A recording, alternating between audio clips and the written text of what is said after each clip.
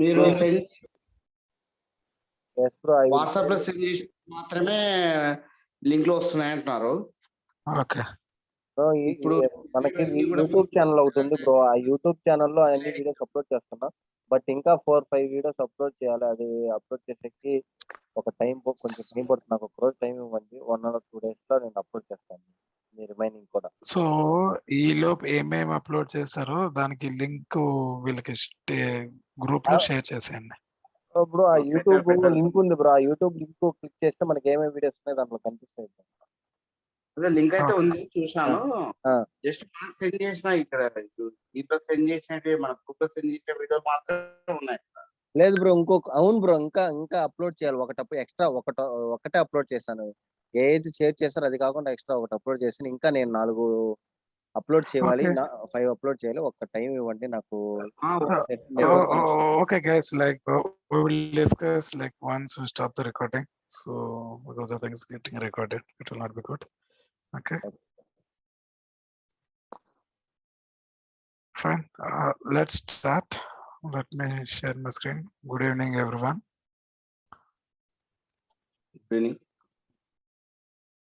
So are you guys able to view my screen? Sure.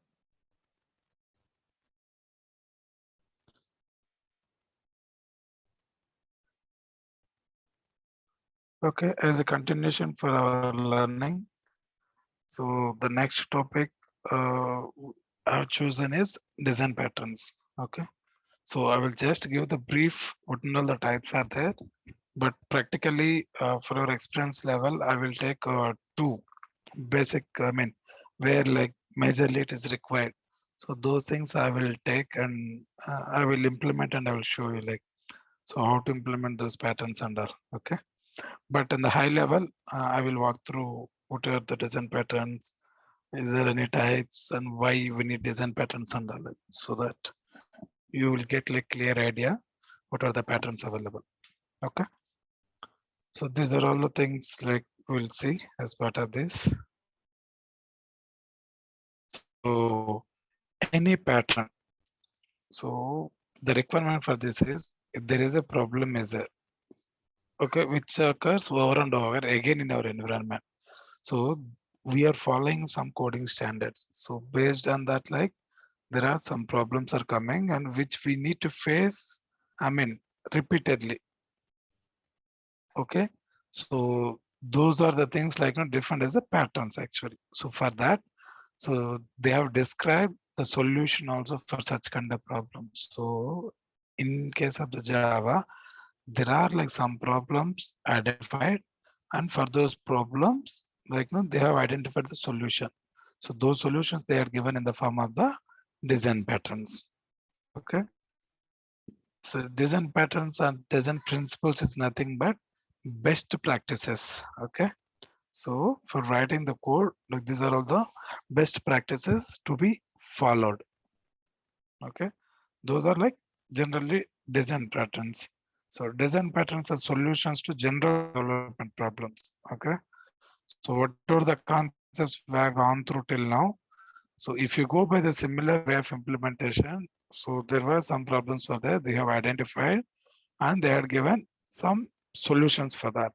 Okay, if there is a problem is like this, so you can solve that particular problem by following this solution. So it's kind of like no problem and solutions. So those are nothing but the design patterns actually. So every pattern, there are 4 essential elements. One is the pattern name. So what is this particular pattern? And as part of the pattern, what is the problem actually it was available before, and how we are going to solve that problem. So the solution for that and the consequences. So these are all the things like for every pattern, these are all things are common. Like let's take there's a one pattern is there. So there is a specific name for that particular pattern. Then they will tell like, so what was the problem before exist? So one, as part of this design pattern, what is the solution we are recommending? Okay, this is how like each pattern talks. So the pattern name is a handle we can use to describe a design problem, its solutions and consequences in a word or two. So the naming always like, no, it should describe like what it is going to do. So when that is a generic a manner like, no, we'll follow actually. Even wherever the code we are writing, the class names and all, like we'll keep like, no, very relevant actually. So if you see this, that's where you can keep instead AB keeping like student, employee. So explicitly we'll keep that like by saying that class itself, like, no, name itself, it should describe, okay, this is the class talking about the employee. This is the class talking about the student. So it's something like that. So while giving that pattern name also like, no, they try to cover like that. So naming a pattern immediately increases the design vocabulary. It lets us design a high level of abstraction.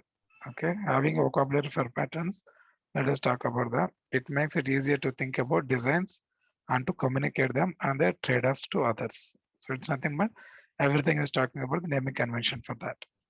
Okay, and the problem. Okay, the problem describes when to apply the pattern. So now they have defined some patterns here. So we should know that like problem. So means this is the problem. So if we know the problem, then you can get to know, okay, this problem is that we need to apply that particular pattern. So then only you can get to know like, so the problem describes when to apply the pattern. So it explains the problem and its context. It might describe specific design problems such as how to represent algorithms as objects. It might describe class or object structures that are symptomatic of an inflexible design. Sometimes the problem will include a list of conditions that must be met before it makes sense to apply the pattern. So means, so there are some patterns are there. So as part of that patterns, it mandates actually. So okay, this is the pattern is that here you need to use inheritance, you need to use association. So these are all the rules you have to be followed to implement this kind of pattern or to achieve this pattern solution for overcoming that particular problem. So this is the one like, no, the problem description. Solution is the one. The solution does not describe a particular concrete design or implementation because a pattern is like a template that can be applied in many different situations. Okay, this solution wise, if you see here, it is not a specific like no complete one-to-one. This is the template. Means there are some standards. Okay, if you have a requirement like this, so with the existing system design, you cannot achieve that. So you, if you want to achieve that particular one, so you have to follow this template. You have to follow the standards. So wherever like if you are using inheritance, don't go for this. You can go for the interfaces. And if you have a class which is doing 100 operations, don't do that. Like you just keep as many as possible and you give only one responsibility for that particular class.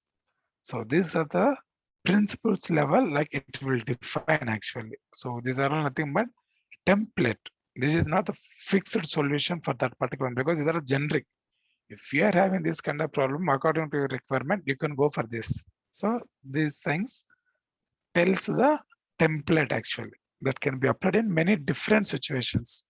So it is not like one-to-one.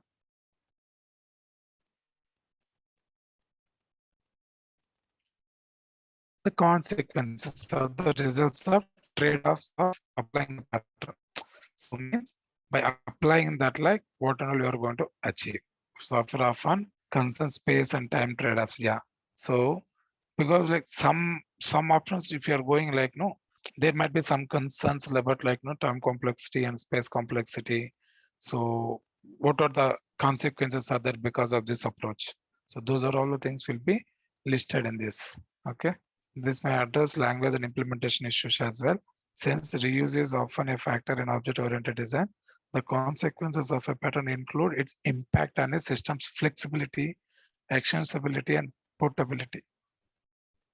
Okay, so this is nothing but, so for this problem, here is the solution. So if you follow this solution, these might be the consequences. Okay, Those are like predefined, everything they are giving. So that's how we'll give, right? If you are designing any one new product, like any mobile is coming to the market, they will tell like, no, these are all the features. At the same time, like if you are using this one, so this and all can be achieved. And other parts is like what and all like not there, like so some portion like no, they can highlight like so. Also like the fruits are there, right? So if your health is not good, like you can take this one. So one fruit is good for health. As a consequence, it may generate heat in your body. So let's take the papaya or something like for the diabetic student, papaya is a good. That is a remedy. So, but as a consequence for that, so that can generate the heat in our body. So something like that. So if we are going for this design pattern, it is having these are the consequences. So you should know ahead actually before using. You should know all these consequences. So there are four people actually. So who worked on the design patterns? Eric Gama, Richard Hell, Love Johnson, and John Lisites. So these are all the four people who worked on these design patterns. That's where like we can call different as gang of four. Gang of four also like we'll call like, so these are the four people formed as a gang and they have invested time and they have defined one book which defines like 23 design patterns. Okay. So when it comes for the high level, you can treat like these are the authors. Okay. Gang of four are the authors like, so they have defined or introduced these design patterns in Java. Okay. So if you see high level, there are three types actually. High level, they are split it into the three types. One is creational patterns, another is structural patterns, and another is behavioral patterns. Okay. Creational patterns, let's see one by one. Creational patterns are the ones that create objects for you, okay, rather than having you instantiate object directly. This gives your program more flexibility in deciding which object need to be created for a given case. So it talks about creation, means object creation. So how to create the object and what are the ways are there. So it's internally talks about that. So what we know as of now is for creating any object, we have to use a new keyword. Okay. A of A is equal new A. Okay. That is where like, we need like, object creation. So instead that we are having like different kind of options actually for creating the objects. Okay. So that those are all the patterns like comes to the category of creation patterns. Okay, creation is nothing but it talks about object creation. So the one that creates object for you rather than having you instantiate objective directly. So instead you are instantiating that particular object. So they will give the provision that so you just call something and they will create the object and provide to you. So that control will not be there with you. Okay, that is completely hidden actually. So that is the pattern talks about the creational pattern. Okay, so in this way like we can decide like it's a dynamically like, so what are the object we need, like we can ask like okay I need this object, so that can able to provide that particular one. So like that, so they can do like our internal implementation does not explore to the external. So what happens is I have one class, okay, and I have 10 classes are there. So if you want to create object for that, you should know all the 10. Okay. So then the visibility will be there, the completely like whatever the internal it has done everything. But when I do like I have like plenty of pooling, you come and ask whatever you want, I will give you that particular one. So you don't even get to know like what under the classes are there, what all the objects are there. So whatever is required for you ask for it, you get you. So it's why we'll see like as examples going forward. Okay, another is our structural pattern. Okay, This talks about like majorly like compose groups of objects into larger structures, means complex user faces or accounting data. So these are like no majorly like grouping that complete objects and compose into the bigger structures. Okay, that is a structural pattern. Behavioral means communication between the objects in your system. Okay, means one object has to be communicated with the other object. So how that can be achieved. So those are all defined in the category of behavioral patterns. Okay, these are high level. Like you should remember this: creational, structural, behavioral. Okay.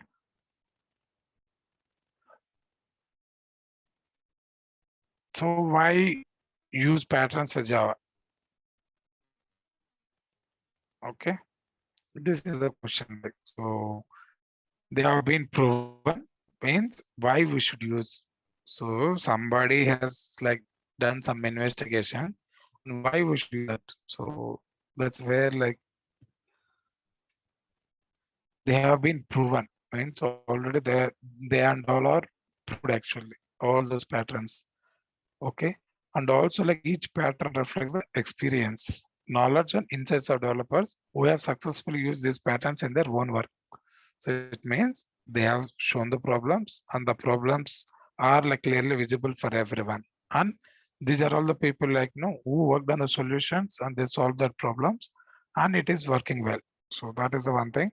And these are the one like reusable, like so also like it's kind of like ready-made solution. Like so you don't need to invest from scratch.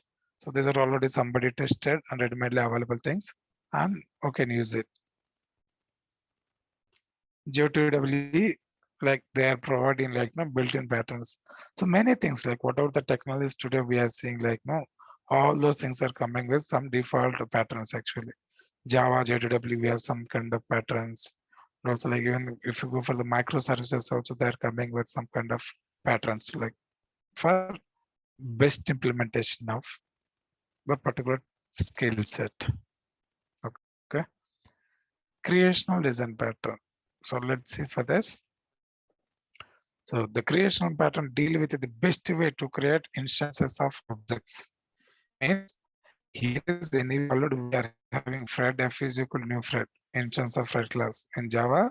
This is the simplest way by using the new operator. But apart from that, so this is not the best way. So we are having plenty of best ways actually. So those are all talked as part of this creational patterns. Okay. This amount to hard coding depending on how you create the object within your program. So the thing is here like you are completely hard coding like so that is the one thing like so instead that in many cases the exact nature of the object that is created could vary with the needs of the program and abstracting the creation process into a special creator class can make your program more flexible and general.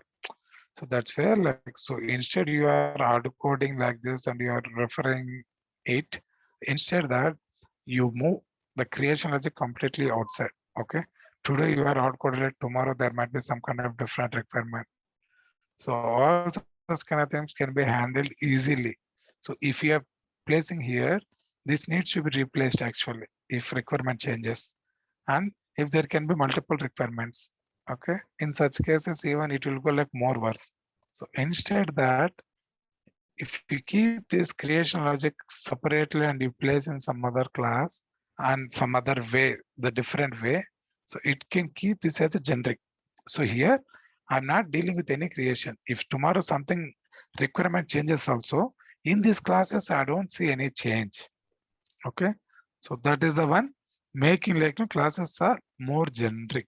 So by following this approach. So as part of this creational pattern, there are plenty of patterns are available. So the first one is factory pattern. So provides a simple decision making class that returns one of the several possible subclasses of an abstract base class depending on the data that are provided. So what it talks is factory pattern. There is a one abstract class is there. There are plenty of subclasses are there. Okay.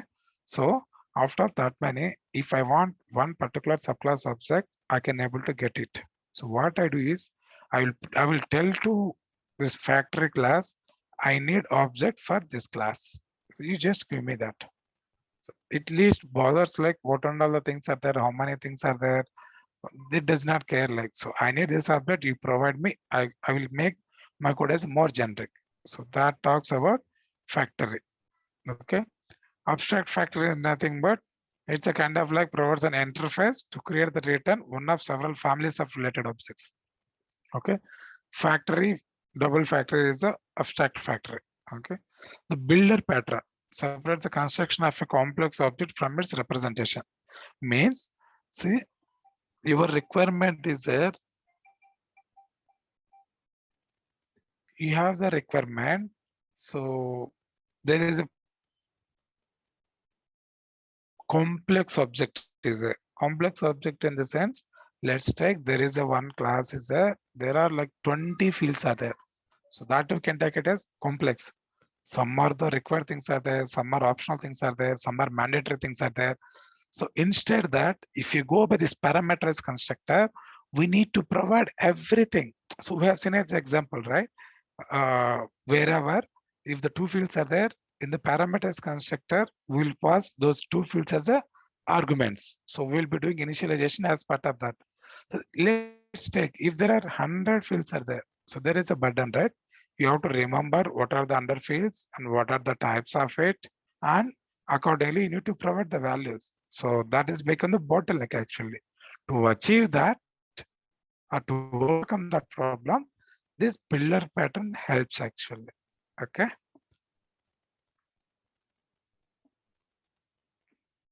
So the prototype is the one. So which will like no make like instead of creating the new object, like it's just clones it actually. Okay, copies are close. So you don't need to create the new one and you don't need to instantiate all the fields, initialize all the fields. So instead that there is something is there. So you copy or clone from there, you start working on it. So it's kind of representation.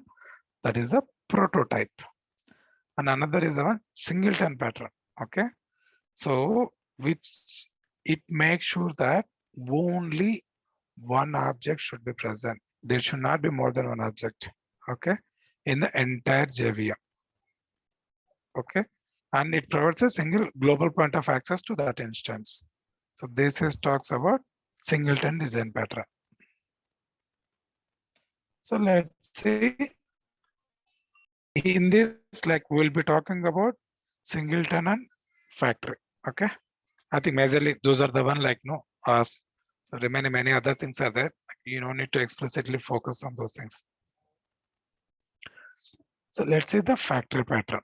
So we mentioned that it returns the instance of one of the several possible classes depending on the data provider. Let's check. There is a superclass is there, 10 subclasses are there. But out of all those things, whatever the object you want, you should provide like, hey, I want this object. So you should provide some data. So based on that data, it returns the object. So that is a if X is the superclass, X, Y, and XZ is a subclasses of the X. So we are defining one factory. So what this factor will do, so whatever the argument they pass, accordingly that will create the object and that returns it. Okay. So this is the core concept of the factory. Let's see the example like.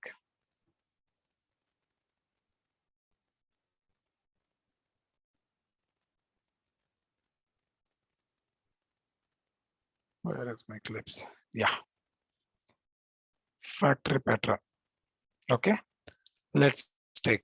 So I have defined one abstract class. Okay. Which is computer.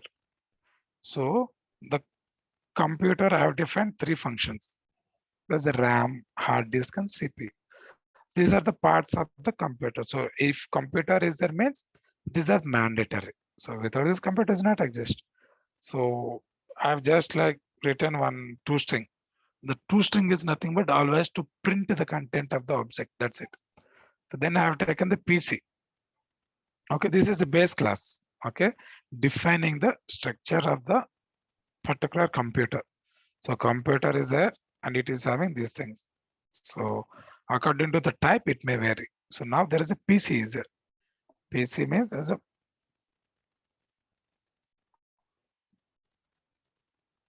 monitor kind of like. So that extends the computer and it is having set of the fields. So I've defined in the constructor. So string RAM, hard disk, CPU. So I have all the getters and setters for this. Means all the getters are there. Get RAM, get hard disk, get CPU. Because setters are not required. So as part of the constructor itself, you are initializing. So once constructor is getting called, all these three fields are initialized. So I define these are private. So private means it cannot be accessed outside of this class. That's why I'm providing the public function to access these fields. So this is encapsulation. Okay, generally. So encapsulation principle is following here actually. So then I have another class, which is the server. So that is also actions the computer. So because like server can have like no specific specifications on these things, and PC can have one category and laptop can have another category. So all these things as a Dell within the laptop, Dell can have like no, so RAM is this much, CPU is this much, hard disk is this much, all this kind of the categories can be anything. Okay, here I have taken two subclasses. There's a one computer based class and there are the two subclasses. One is the PC and another is the server. Okay. Then I have created one factory. So which is computer factory class. So what I'm doing here, so here I'm giving one static function, public static function, get computer. Okay. Means if you want to get any of the object here, it is nothing but just gets back the computer object. So it returns computer object and it is taking the three arguments. So type, RAM, hard disk, CPU. Okay. So first is the type. So it checks that if PC is equals to that particular type, then returns PC object. If type is matching with the server, then it returns the server object. That's where they're telling, right? See, returns an instance of one of several possible classes depending on the data provided to it. So whatever the data you provide, accordingly, it will return the object. So here the data you are provided as the type. So my type is this one. So my type is this one. So you give that particular object. So that's what it will do. If it is matching with the PC, it will return the PC object. But initialization I am doing as part of the constructor. So those needs to be provided. Similarly, it is comparing with the server. So returns new server of RAM DD. So like this, if how many subclasses are there, that many if else if conditions are there. So whatever the type it is matching, that particular object only will be returned. Okay.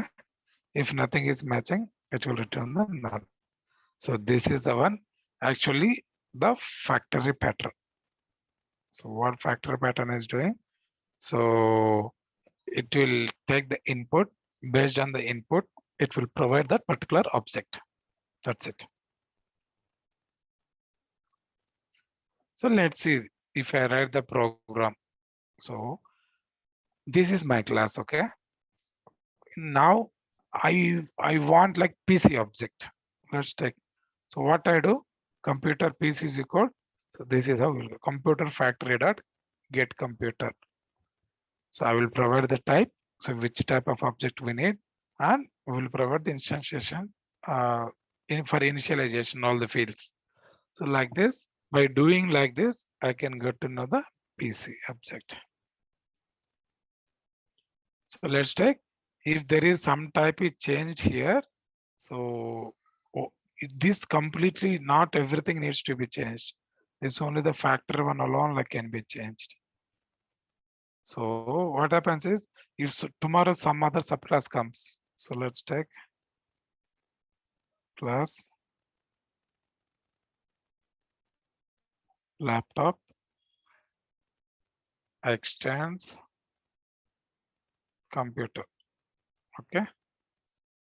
So the flexibility is here actually.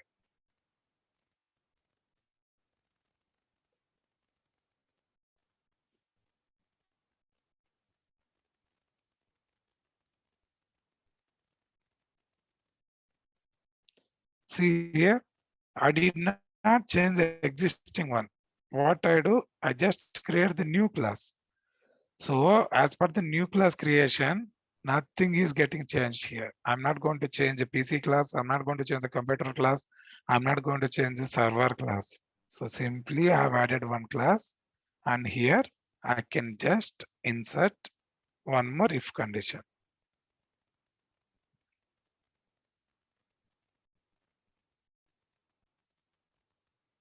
Laptop dot equals ignore case. I can take it. The type. We can return new laptop of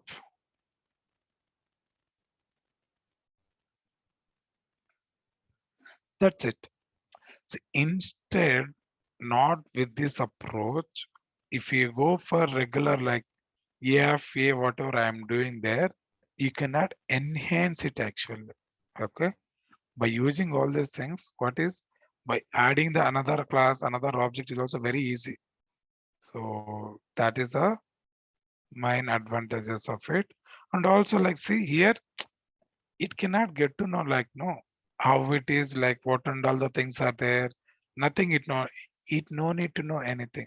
So I want this, just provide this. I will work on it. So here they have provided the server. So here server object is coming. Here they're printing the server on PC. That's it. So this is the factory pattern. So there is one factory class is there.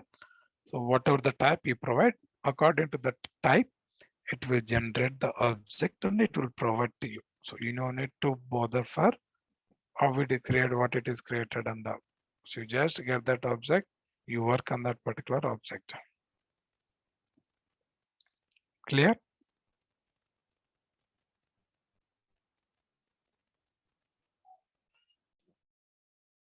So this is about factory pattern.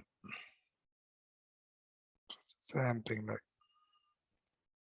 So based on the filtering, whether everything is matching or not. So when to use factory pattern. So now we have seen what is the factory pattern. So but when to use. So you should consider using factory pattern when a class can't anticipate which kind of class of objects it must create. Okay. So what kind of class object it has to create. So those things are like no, not anticipated. So it cannot decide. So in such cases like no, we'll give that control to the factory. So that will decide. Okay.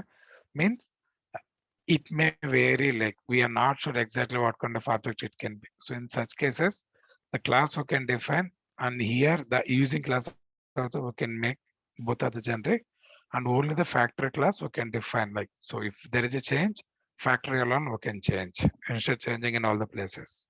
That's one. A class uses its subclasses to specify which objects it creates. So means a class uses its subclasses to specify means there's a base class is there and there are the subclasses, many subclasses are there. Okay.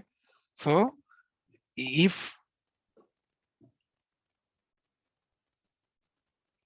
so what and all objects like it can create in such cases also like no, we can define like we have one superclass and there are 10 subclasses are there. So instead placing as a no completely different outside of it, so we can keep inside of it. Okay, I have there is a one class is there, it can generate these many objects. So if you know everything in prior, in such cases also we can go for the factory. Okay, Okay. And you want to localize the knowledge of which class gets created. So, and also the thing is, you don't want to expose to the outer world.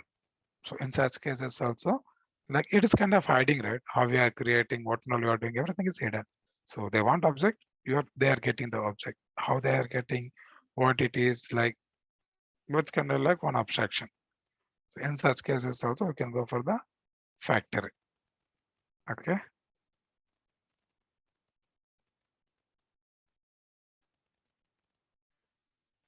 There can be some drawbacks also here. Okay. So those are, one thing is, see, during the creation time, I should initialize all these fields actually. Even that is a problem in the regular also. Okay. But that will be achieved through the builder pattern. Okay. But the factory is the one which is hidden actually. So there is a one factor class which will be managing everything. So what is the parent is there? How many childs are there? How many creases? How many objects it can create? How many type of classes objects it can create? So everything can be packed up in single factor class. So we can call it whenever or wherever it is required, just to get the object. So it cannot get to know how it is created and what and all the things are there. In sometimes what happens is this initialization also they can remove. So by the default constructor. So that's depending upon, right? Now fields are defined. If there are fields are not there, in such cases it is not even required. Okay, we can define on our own actually. So within the class itself, like no setters, getters, and all we can do. So here we will not project anything. So that is also way like we can use the factory. So is that clear?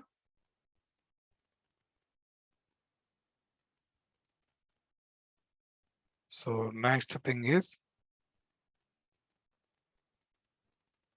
okay, I will just describe the builder. Okay, what are the problem and all. The programmatically we will not see. So builder design pattern is, see here all the fields we need to define here. If there are, what if currently there are 3 fields are there, what if 20 fields are there? So all fields we should know. So that is the burden. So instead that only there are one field, or I can create with any field or without field also. I can set the fields later. Some of the things are dynamic, I don't know, those are not mandatory, those are optional. So within these fields they can define, like here I can define like some other 100 fields. Those are optional, not required actually. So those are not mandatory things for representing this computer, I mean, computer class. So, but instead of that, like it has to provide all the initialization in the constructor.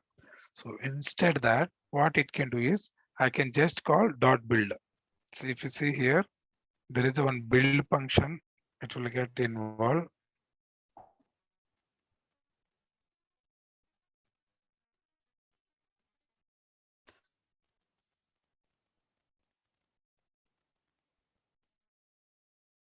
Yeah, get pizza or particular build function, if I'll call, that will create the object. So whatever the fields you provide bare minimal also, it will create the object. So later it can set the fields actually. So that can be possible. That is the main builder pattern. So you don't need to remember all these things. You can create like without providing anything, or you can provide only the mandatory fields. With that, it can create the object, it can return to you.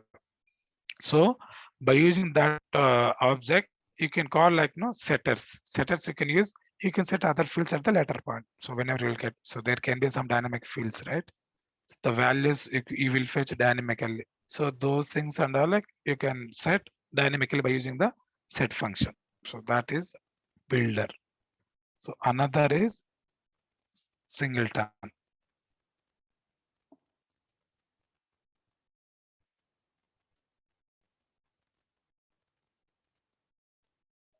Yeah, singleton pattern. Sometimes it is appropriate to have exactly one instance of a class. So means Windows managers or print spoolers, file systems. These are like no always like one object is available. Okay. So what it will do as part of this is ensure that only one instance of a class is created in the JVM.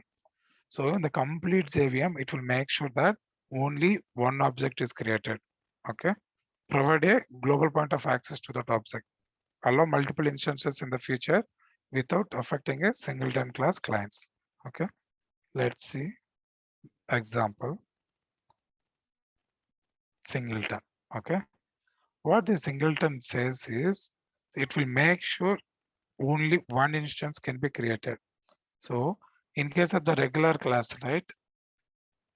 F A is equal to new A, F A1 is equal to new A, F8 is equal to new A. So there is no restriction at all. We can create like 100 of objects. Correct, right? So this is opposite to that. Like, so I want one class, I have one class. I mean, only one instance should be created. Like, so there should not be more than one object should be created for that. So in such cases, the singleton pattern is used. So how it will be used is, so there are some preconditions are there for this. Okay, let me define you. Yeah, what are the preconditions is, whatever the field you define, right? So this is the one. This is the object instance variable which points for the object. So I'm defining as private. Means this cannot be called directly from outside. If direct access is there for outside, they can set some value for it. That's why I've defined private. And also I defined private constructor. If you see here, because if public constructor is a default constructor, A of parameter constructor, so they can call directly. But if I make this as a private, nobody can call from outside. So that's how I'm restricting calling my constructor. If they're not calling the constructor, generally object will not get created. Correct? So that's why I'm restricting control for my constructor by using the private. And at the same time, I've defined one static. So that is instance is equal to null. Then I have created one static function. So this is the public get instance. Actually, so instead initializing separately, what I'm doing is I'm creating instance on by one and I'm returning that object. So if you want to get that particular object, you have to call this function. There is no other option. Means, so the complete control I can handle here. So making the duplicate and avoiding the duplicate and all I can check here. Okay. This is the best implementation of implementing the singleton pattern, design pattern. That is double check locking. In the parallel means multi-threaded environment, what happens is more than one thread can come. So if I won't keep it synchronized, there can be situations we can end up creating the multiple objects. That's why I have used synchronized. Synchronized block I have used. So with the synchronized block, so what I'm doing, I'm checking instance. If there is no instance available, then only I'm creating the instance. If instance is already available, then I will return that instance. So what happens for the first time? Just to give the class A is there, they have called this one. Let me show you. Yeah. What is this? Lazy singleton, right? Lazy singleton one. So how object will be created is lazy created a single one. Instance is equal to lazy singleton one dot. What is the function? Get instance function. So by calling this, I will get the instance of it. So this is how I will get the instance. Okay, because now I cannot even call like lazy singleton instance one is equal to new lazy singleton. See here, because the constructor is not visible, I made that as a private. So that's why we cannot create by this way. So only this is only the way. Instead, I will not give control to anyone. I will keep object creation control with myself only. So I will check before creation. If there is no object is available, then only I will create. If object is already available, simply I will return that object only. I will not create anything else. So this is how we can make singleton. Only single object is created. So I have defined one volatile means in the multi-threaded environment, it will make like no, the value will be stored under the main memory. So all the thread will get the latest value of it. So I use a synchronized block to make sure like only one instance is entering inside. So because it is a static, so static will be using the class level lock. If it is non-static, then that will be using the object level lock. So then here again I'm checking. So instance is not present or not. So if it is present, then I will return only this one. If it is not present, then only one time I will create and I will be referring the same every time. So this is how like we can achieve singleton design pattern. So there are plenty of ways are there for creating. So one is eager initialization. So directly I'm using in this class. So private static volatile a of a equal new a I'm doing. So because the constructor can be called within that particular class, right? So I'm creating like this. I've given one function.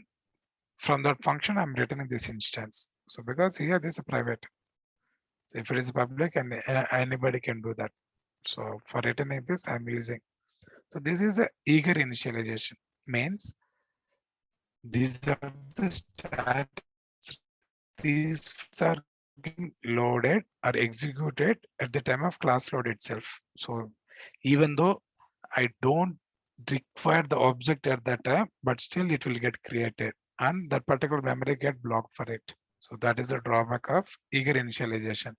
So the difference eager and lazy is whenever you call, then only object will get created. So here, so by default, like everything is getting created and keeping. So no need of like any requirement means whether get instance. So whenever it is required for the object, that time only get instance. See, I want to object for this, then only I will call this function. Okay. If it is inside the function, so here inside the function they are creating means whenever the call comes to this function, then only object is getting created. So when we go for eager initialization, so default starting itself like no, we are creating. Whether somebody is using or not, I'm not caring. I'm just creating and keeping. So whenever people want, they can call this and they can use it. So that is eager initialization. So that is unnecessary space.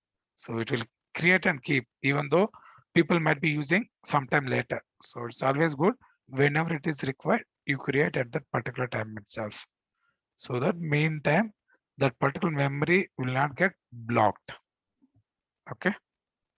So this is the eager and lazy initialization. So within the lazy initialization, double check. I mean, the null check double time we are doing. So with this, we can achieve. And also serialization we have seen, right? Through the serialization, by deserializing, we can create one more object, correct? So there is a chance that the singleton, the principle may get broken. So to achieve that, what we need to do is they have introduced this function, read resolve function.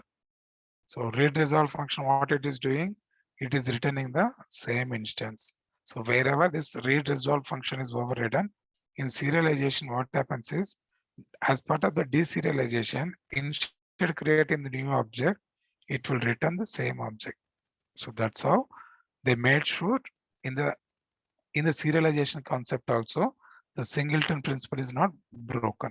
So you should remember this. This is very important interview question also. Like, so within the singleton, like as part of the serialization, how do you achieve?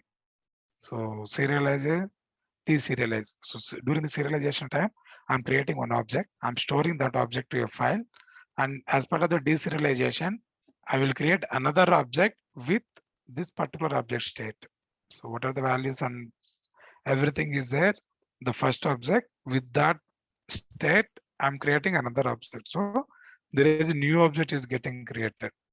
Okay, basically that's a cloning kind of like. So there, second object is getting created. So in case of the singleton, what we want is even in the serialization, deserialization also, there should not be two objects. There should be only one object. So to overcome that, read resolve is the function they have introduced. So that should return one object. That object is existing only one object, whatever is already created, not the new one. So like this, we can achieve singleton design pattern even in the serialization also. Okay.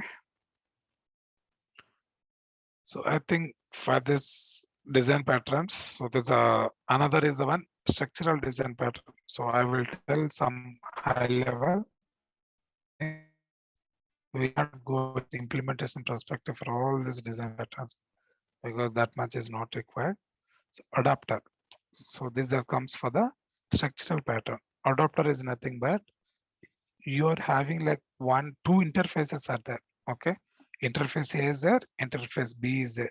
So if you want to make those both are like compatible, we can go for the adapter. So that's where we can see, right? Mobile charging. So there will be adapter will be there. That adapter, what will make sure even the small pin or type C pin, so it can adopt internally. Even the voltage also like, so some mobiles are required with a lower voltage, some mobiles are required with a higher voltage. What adapter will do, according to the mobile, it will provide that kind of voltage only. So it's kind of like similar. There are like multiple interfaces are there based on the exact requirement. It will provide that particular implementation. So that is a adapter. Proxy. Proxy is nothing but, so however is there in the real time, right? Proxy is hiding. So we will hide everything. So it's a proxy means we will hide complete implementation and we will just provide another interface. So there are like lot of implementation is there. I will hide everything. Instead that what I do is I will just give one interface and one set of methods. So you just call that, I will take care of everything. So you don't even get to know like how it is, what it is, everything. So that is the proxy. Okay. And those are the important ones. So another is a structural. I mean behavioral. There is a one more is there important one. I will discuss that. Okay, within the behavioral, there is a strategy pattern is there. So that strategy pattern, the real-time example we can take it as. So there are one payment gateway is there. Means online purchase model is there, right? So what is there, Amazon or everything. So what they are having. So once we added all the items to the cart, whenever you go for the payment, it will provide all kind of payments, means credit card payment or UPI payment or like internet banking payment. So all these kind of things are available. Means there are many implementations are there. According to the requirement, the client whatever chooses, it works based on that. So if you see any online like Amazon or Flipkart, so they are giving that many options, means they are having all those implementations. But whatever we choose, okay, internet banking will be there, then debit card, credit card payment will be there, and UPI will be there, Paytm will be there. So these are all the things are there. Means, so they are having all those implementations, but whatever you request, it works only on that. So if you choose only internet banking, it works for the internet banking. So if somebody chooses for the UPI payment, it works for the UPI payment. That is the strategy design pattern that comes under behavioral design pattern. Okay. So I think that's it for today. Chandrasekhar, can you stop recording?